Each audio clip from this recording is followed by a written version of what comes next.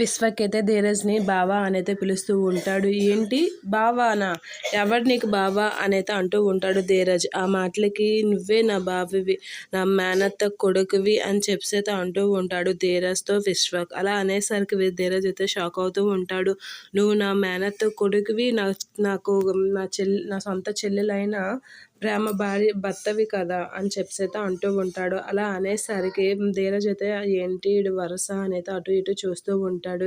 ఏంటి బావా అలా చూస్తున్నావు, నా చెల్లెలు మొగుడు నాకు బావే కదా, నా మేనత్త కొడుకు కూడా నాకు బావే, అలాంటప్పుడు ఇంకెవరిని అంటాను నిన్నే అని చెప్పి తను చేయి తీసుకొని హ్యాపీ సంక్రాంతి బావా అని అయితే సెకండ్ ఇస్తూ చెప్తూ ఉంటాడు. అలా చెప్పగానే ఏంట్రా నీ మాట మారింది, నీ తీరు మారింది, తాటి చెట్టు అనైతే అంటూ ఉంటాడు. తప్పదు కదా బావా, పరిస్థితులు మార్చుతాయి కదా అనైతే అంటూ ఉంటాడు విశ్వక్. అలా అనేసరికి ఏంటి వీడు కొంచెం తేడాగా ఉన్నాడు అనైతే అనుకుంటూ ఉంటాడు ధీరజ్. ఇక సెకండ్ ఇచ్చుకొని అక్కడి నుంచి అయితే విశ్వక్ వెళ్ళిపోతూ ఉంటాడు. ఇక ఈ రోజుతో నేను లాస్ట్ డే రా అనేది అనుకుంటూ ఉంటాడు విశ్వక్. ఇక రౌడీ అయితే ధీరజ్ మాట్లాడుతూ ఉంటే అక్కడికి వెనక్కి వస్తూ ఉంటాడు. అలా వెనక్కి వచ్చి కత్తితో దాడి చేయబోతూ ఉంటాడు. ఇక ధీరజ్ అయితే ఫోన్ మాట్లాడుకుంటూ ఉంటాడు. ఇక తనైతే కత్తితో దాడి చేస్తూ ఉంటాడు ధీరజ్ పై.